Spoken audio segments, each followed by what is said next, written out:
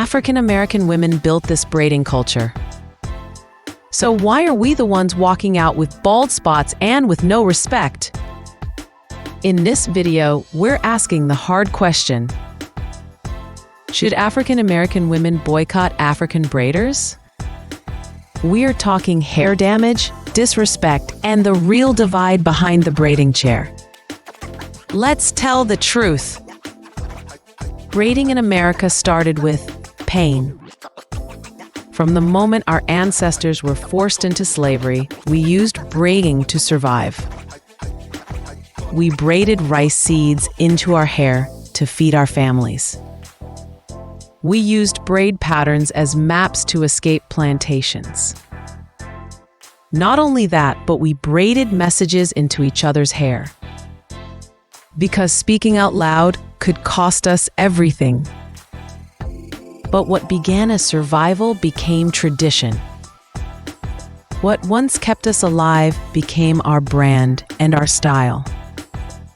African American women were braiding hair long before salons, state licenses, and way before viral tutorials. This didn't start in a shop. It started in homes, on porches, in kitchens, at cookouts, and sleepovers. Braiding was never just about looking good. It was about bonding and hair care. Your mother braided your hair. Your cousins braided your hair. And your homegirl did your box braids for prom. We knew what products to use and how to protect our edges and grow our hair naturally. We were not just braiding, we were building a sisterhood. In cities like Detroit, African American women led the hair braiding scene. We had shops like Wig Village and Babes and Braids. And many sisters simply braided from home, no storefront, just skills. Yes, sometimes it took over 8 hours. But your hair was healthy, full, shiny, and it grew. When the braids came out, the results were clear. The hair was glowing and popping with fire. You could hear it and almost see the electric popping off your strands. These sisters knew how to treat your hair, and they took their time.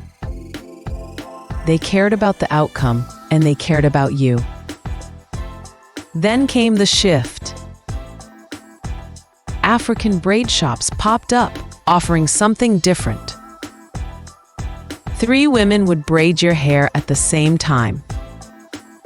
You're done in 5 hours. And the price? Lower than your sisters down the street. We followed the speed and the savings. And then we walked away from our own sisters. Shops shut down and home braiders lost their clients. And we gave up more than a hairstyle. We gave up quality and the chance to support our own. That's a wrap, History Seekers. Catch the full story on YouTube. Thanks for watching. Peace and love.